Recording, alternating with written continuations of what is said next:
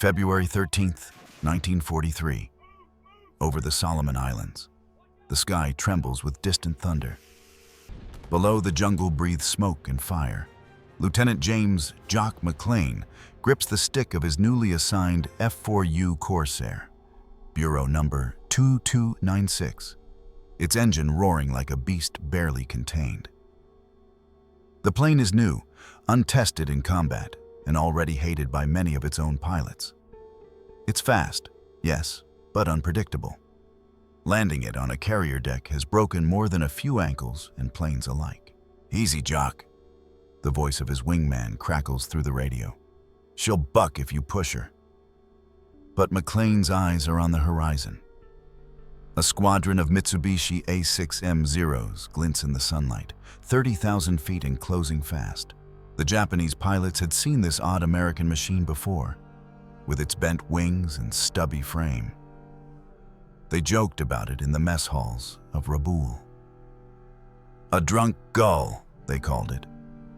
A crippled bird trying to fly, but when the Corsair dives, the laughter stops. McLean pushes the nose down. The air screams past his canopy. The Pratt & Whitney R2800 double wasp engine bellows, 2,000 horsepower clawing against gravity. The Corsair's wings cut through the air like sabers, and for the first time, the Japanese pilots realize this bent-wing fighter isn't stumbling. It's hunting. A Zero loops up to intercept. McLean yanks the trigger. 6 Browning .50 caliber guns unleash a torrent of fire. The Zero bursts into flame, a falling sun tumbling toward the Pacific. From below, the Marines of Henderson Field look up as the Corsairs slice the sky. The sound of their dive is unlike anything else. A piercing whistle, rising and fading with every pass. That sound would soon carry across the islands into enemy reports and fearful whispers. Whistling death. March 1943. Naval Air Station, Jacksonville, Florida. Thousands of miles from the Pacific, engineers and test pilots still wrestle with the Corsair's temperament. On the tarmac, the blue-gray fighter looks like something born of contradiction. Sleek yet awkward, powerful yet unpredictable. Its inverted gull wings, designed to accommodate the enormous propeller, have made it instantly recognizable and notoriously difficult. Commander Boone Guyton, Vaught's chief test pilot, wipes oil from his gloves after another hair-raising landing. "She's got the soul of a racehorse," he mutters, "and the manners of a mule." Carrier commanders agree.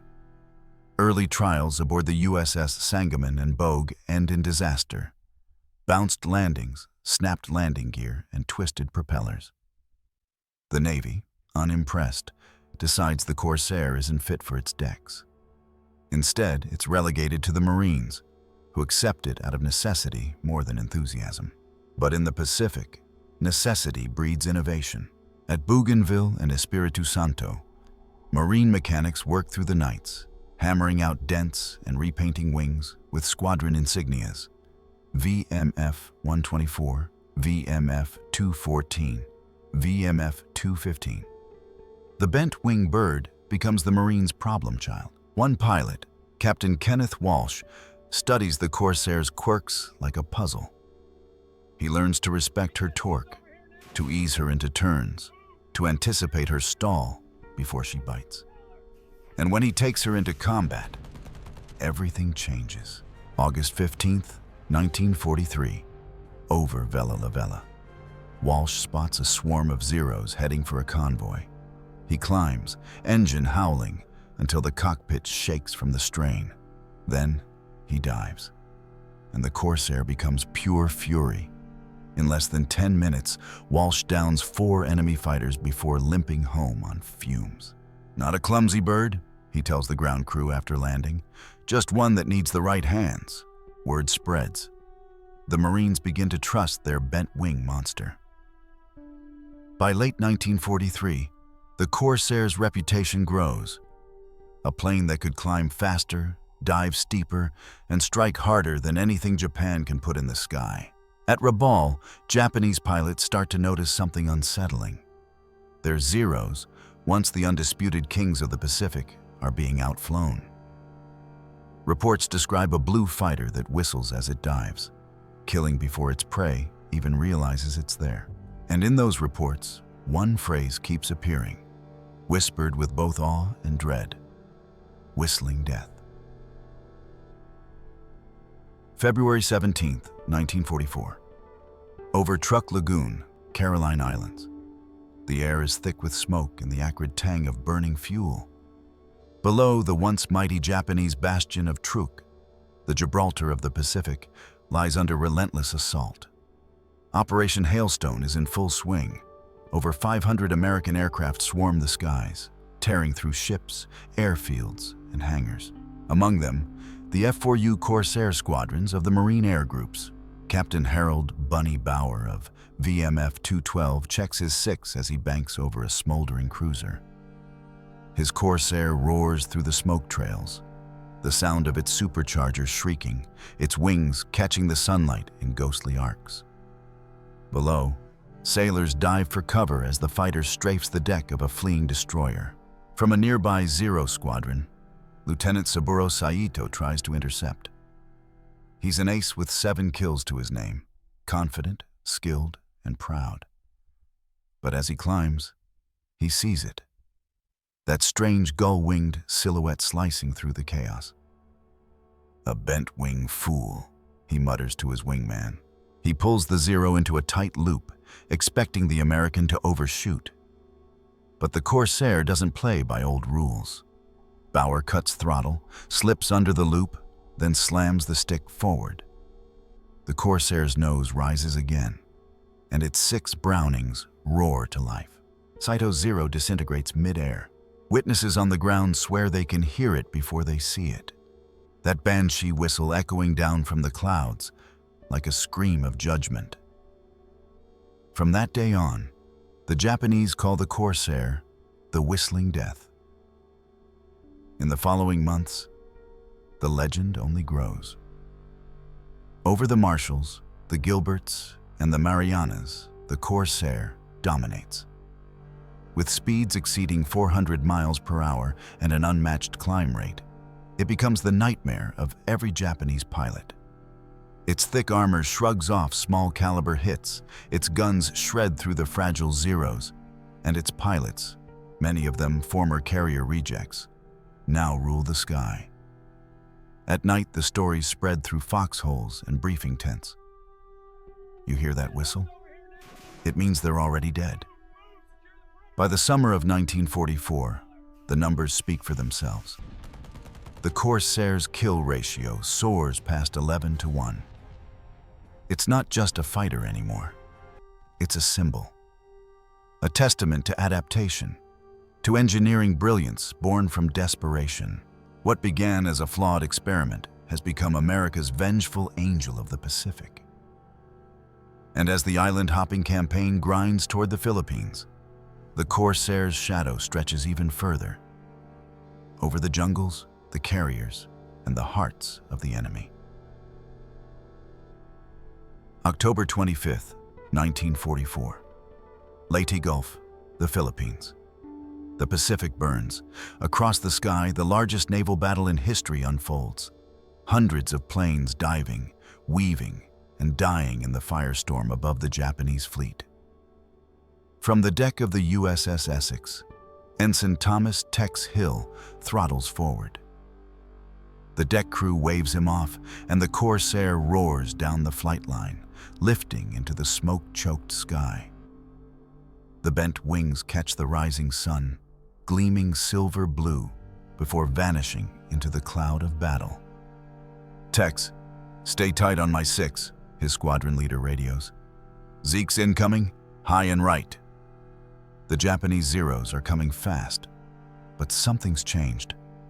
They're no longer the hunters. They're running out of fuel, pilots, and hope. Many are barely trained boys, thrown into combat with only a few hours of flight time. Against them, veterans in Corsairs who've survived Guadalcanal, Bougainville, and Truk. Tex spots one, a Zero diving toward a torpedo bomber. He banks hard, feeling the G-force crush him into the seat. The Corsair howls through the turn, faster than anything the Zero can match.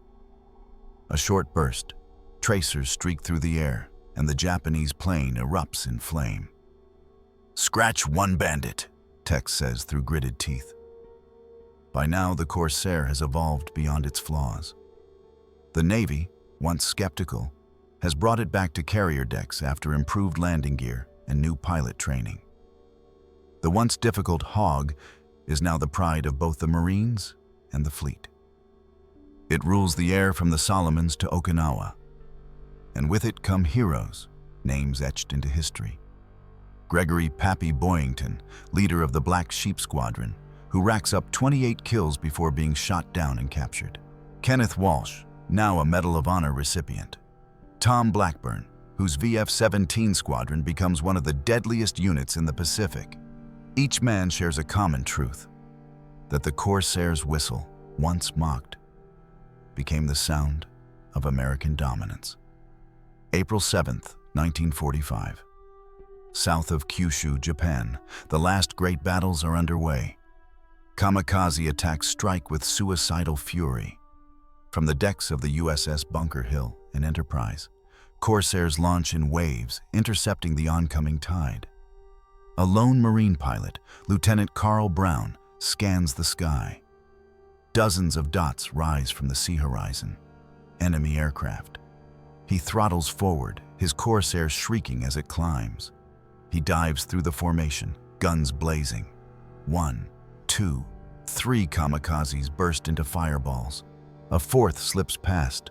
Carl pulls hard, his wings screaming in protest. The enemy slams into a destroyer below, sending a plume of smoke skyward. Carl exhales, shaken.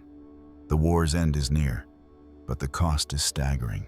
By VJ Day, the Corsair has claimed over 2,100 aerial victories, with a kill ratio of 11-1, the highest of any Allied fighter in the Pacific. And yet, for the pilots who flew her, it was never about numbers. It was about survival and the strange, bent-winged machine that carried them through hell and back. Epilogue. Legacy of the Whistling Death. Years later, on quiet airfields and in museums, the Corsair still stands tall. Its gull wings gleam beneath hangar lights, its propellers silent but not forgotten. For those who once mocked its design, the truth became undeniable. The Corsair wasn't a mistake. It was evolution made metal. To the Japanese who first laughed at its awkward wings, it became a sound to fear. To the Marines who flew it, it became a brother. To history, it became legend. The bent-wing bird had taken flight and never looked back. If you enjoyed this story of courage, engineering, and the men who turned mockery into mastery, make sure to subscribe to our channel. Join us as we uncover more untold stories from the skies of World War II. The pilots, the machines, and the battles that changed history forever.